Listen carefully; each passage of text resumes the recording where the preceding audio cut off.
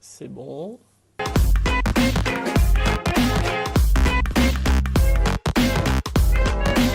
Jean-Michel Adélaïde, je suis directeur des opérations du groupe Neosoft.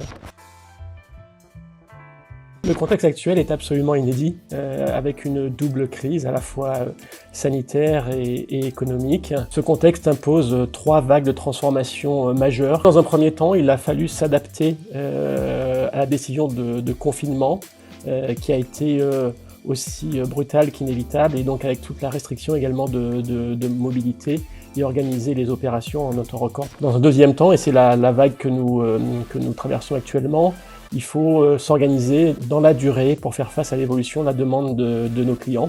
Et dans un troisième temps, il faudra prendre en compte dans le temps long les changements profonds que cette crise va engendrer et pouvoir en tirer des opportunités également de rebond pour l'organisation.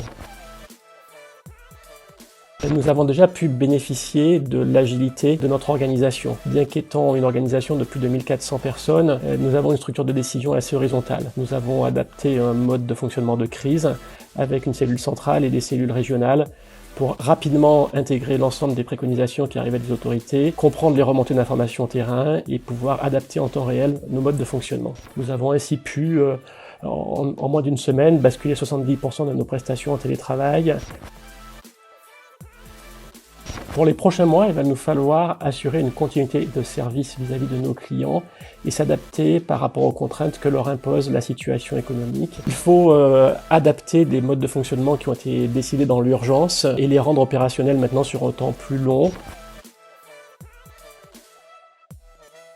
Nous travaillons avec les équipes pour définir une feuille de route pour chacune de nos agences et fixer le cap à horizon 2021 pour convenir des secteurs et des compétences qui seront porteurs pour l'avenir. Ce que cette crise a montré aussi, c'est qu'elle a imposé une digitalisation accélérée à un certain nombre de secteurs qui pouvaient y être plutôt réticents.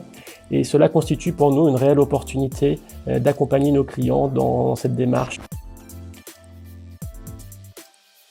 Ce qui rend la situation que nous traversons particulièrement complexe, c'est le degré d'incertitude et le manque de visibilité. Le côté inédit de la situation fait que nous devons nous adapter en temps réel à des décisions prises par les autorités qui peinent elles-mêmes à fixer un cadre précis. Une autre difficulté majeure a été le changement abrupt de nos modes de travail. En effet, si notre entreprise pratique et encourage le télétravail depuis de nombreuses années, il nous impose de maintenir une dynamique d'équipe, également de restructurer certains de nos plans de développement, notamment au niveau des compétences, avec une réorganisation complète autour à la fois du e-learning et la transformation en webinar de l'ensemble des formations qui étaient prévues plus en présentiel.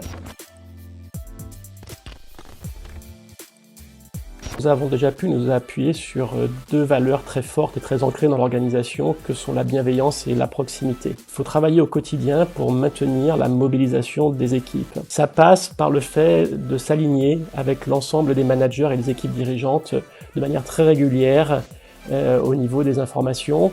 Donc avec des newsletters dont les fréquences ont été renforcées, mais également des webinars très réguliers. Tout le travail fait ces dernières années au niveau de la gouvernance et de la maturité de notre organisation a permis de créer des liens forts et beaucoup de confiance au niveau des équipes dirigeantes. Pour cette crise, comme pour les précédentes, il y aura un après avec des opportunités qu'il faut savoir saisir. Il nous oblige à une forte agilité qui ne sera possible que si nous parvenons à maintenir un engagement fort des équipes. Nous sommes confiants dans notre capacité à rebondir et à sortir renforcés de cette crise. C'est ce à quoi nous travaillons avec l'ensemble des équipes Neosoft.